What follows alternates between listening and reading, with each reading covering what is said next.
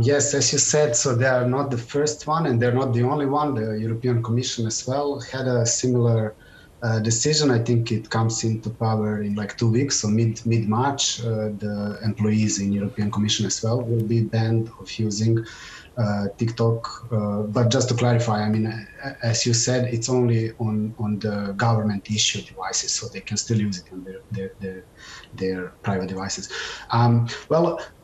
TikTok is, I mean, been part of the controversy in the past as well. So if you remember, like 2 years ago, at the time, Donald Trump was president of United States, and he had issued like a directive to ban TikTok completely. So not only on the government issued devices, but like to be inaccessible in the US, and several other countries were discussing to follow the suit.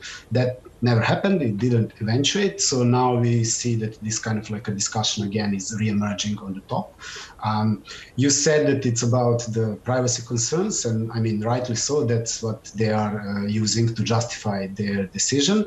But I would say that it looks more that they're concerned not really about it's not really exclusively about the privacy concerns, but rather about the Chinese ownership of the platform. So TikTok is owned by ByteDance, which is a Chinese company, and that's pretty much makes TikTok unique in terms of being one of the most popular or the dominant mainstream social media platform. That is not that the headquarters are not in Silicon Valley, but rather in China.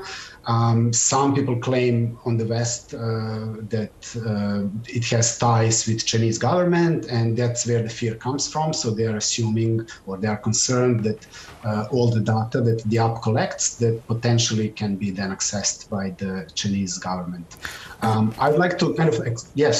Sorry. No, I was just going to say, Milovan, can TikTok do things that other social media apps can't do in terms of surveillance? Because that's become an issue in recent weeks and months around China and the various ways they're trying to infiltrate other global citizens. That is right. So I think the concern, I mean, I was just about to sort of comment on that as well. So one of the main concerns is the amount of data. So the app TikTok is being accused of spying on Western citizens.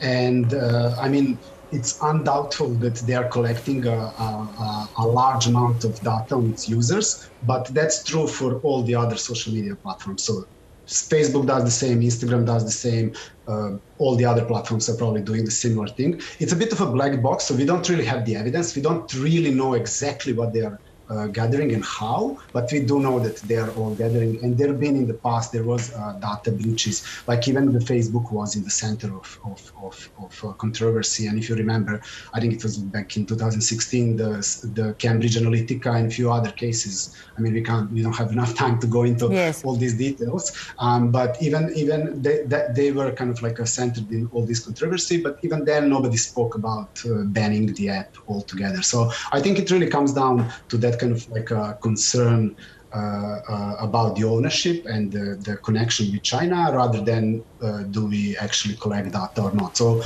almost it looks like, you know, if we are doing it, it's fine, but if someone else is doing it, then it's not good. Fine. So I would like to kind of like take a step back in that regard, and I would say that maybe this is a good opportunity to start a discussion around a bit broader around the privacy or data security, and instead of maybe focusing only on one single platform and looking should we ban TikTok or not, maybe we, and especially the policymakers, should look into regulating the field. So, you know, tightening up the privacy laws and developing other mechanisms that can ensure the transparency and accountability of all social media platforms. And to that point, Milovan, we saw yesterday the government announcing a sort of an inquiry into this. And, you know, top of mind, I'm thinking of Medibank and the Optus hacks as well. So it's a very broad issue around privacy and how readily we give over our information and then what happens to it down the track. Absolutely. And I mean, we all know that the digital media and like digital devices and digitalization in general is deeply embedded in almost every aspect of our life. So it's very hard to think about any activity that we do in our daily life that we don't leave that digital trail, so that we don't provide a whole lot of personal information. And as you said, we just had like a couple of months ago here locally, we had an issue with the Medibank, with Optus, and there were many other data breaches. So it's really not only about TikTok. I think we could use this opportunity to regulate the whole digital realm, and also to promote the privacy, to promote like even like talking with the regular ordinary, so to say, users or the citizens, to educate them about the importance of privacy and what they can do to protect their own data. But I think the policymakers also have that kind of duty to regulate to be more vigilant. Make it safer for all of us. Milovan, really good to have you on. Thanks so much. Thanks for having me. Good night. Good night.